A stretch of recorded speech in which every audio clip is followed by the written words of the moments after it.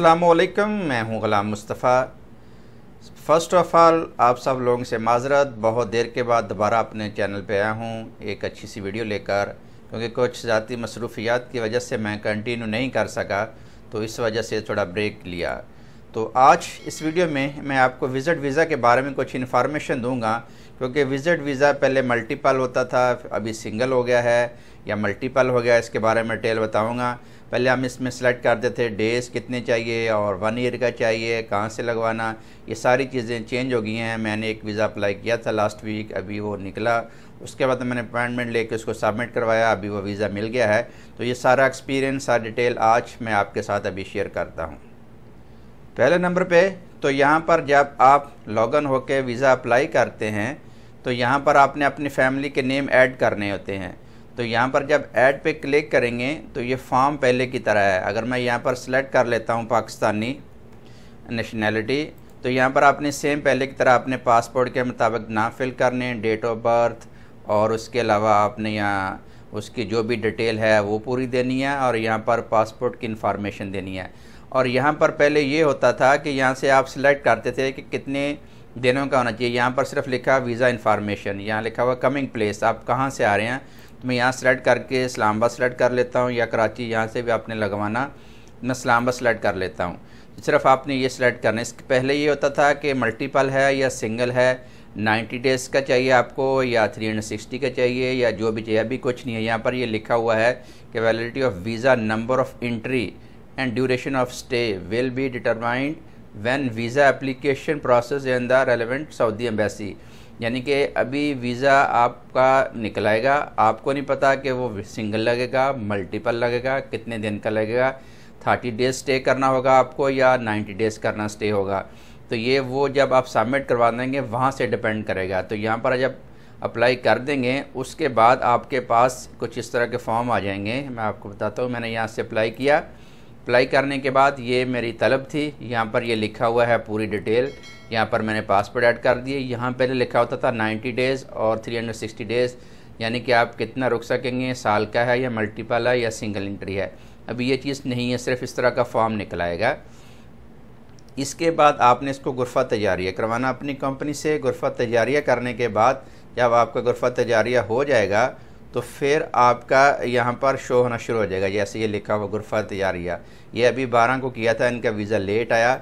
इसके बाद यहाँ पर इनका वीज़ा आ गया। ये वीज़ा जो है आप देख सकते हैं, इसी मंथ का ये वीज़ा उनको मिल गया वीज़ा। इसमें यहाँ पर भी वीज़ा मिल गया, नंबर आ गया, सब कुछ, लेकिन ये नहीं लिखा कि आपका वीज़ा मल्टीपल है या सिंगल है, कितने दिन का है, 30 डेज़ का, 90 डेज़ का।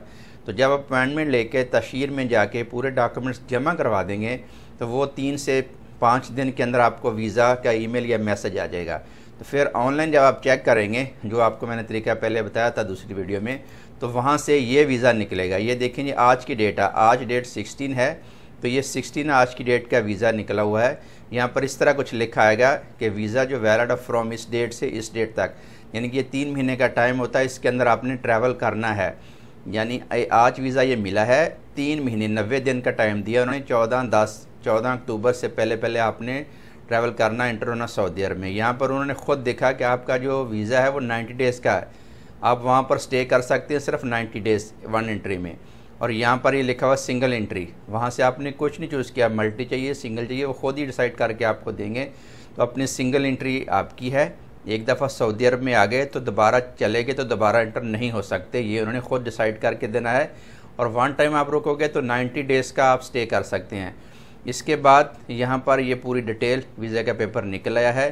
दूसरी बात है कि आप इसको ऑप्शन से एक्सटेंड करवा सकते हैं, आगे ऑप्शन मिल जाएगा।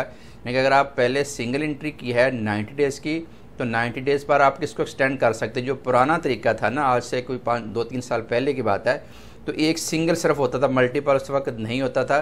तो सिंगल जब आप इंटर हो जाते थे तो 90 डेज़ के बाद आप उसको एक्सटेंड करवाते थे, फिर 90 डेज़, उसके बाद फिर एक्सटेंड करते थे, तो फिर 90 डेज़ हो जाता था। तो इस तरह 3 टोटल 70 डेज़ तक आप स्टे कर सकते, उसके बाद आपने वापस जाना हर सूरत में लाजमी होता था। तो ये इन्फॉर्मेशन आपको आज शेयर मैंने की है। यानी कि एक तो आपने वेबसाइट से जब अप्लाई करना, तो बाकी आप इसमें परेशान नहीं होना कि यार मैं 90 दिन का लूँ, मल्टी लूँ, पहले होता था मल्टी या सिंगल, ये इसमें क्लियर हो गया।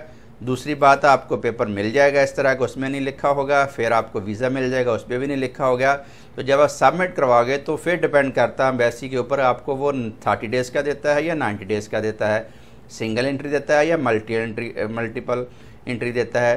तो इसके बाद यहाँ पर डेट लिखी होगी, इससे पहले आपने एंटर होना।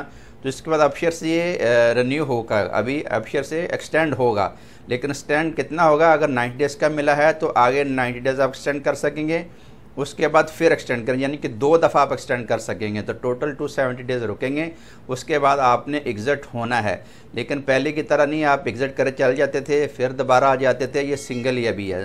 तो मोस्ट ऑफ केस जो है मुझे लग रहा है कि सिंगल ही वीज़ा मिलेगा। तो ये वीज़े के बारे में एक इन्फॉर्मेशन मैंने आपके साथ शेयर की है। तो अगर आपको और भी अच्छी सी वीडियो या इन्फॉर्मेशन चाहिए तो प्लीज़ मेरे चैनल के साथ जुड़े रहें और वहाँ विज़िट करें। आपको इससे रिलेटेड और सऊदी इंजीनियरिंग काउंसिल से रिलेटेड और भी टेक्निकल इन्फॉर्मेशन मिलेंगी। तो मिलते हैं नेक्स्ट वीडियो में किसी और अच्छी सी इन्फॉर्मेशन के साथ। Thank you so much.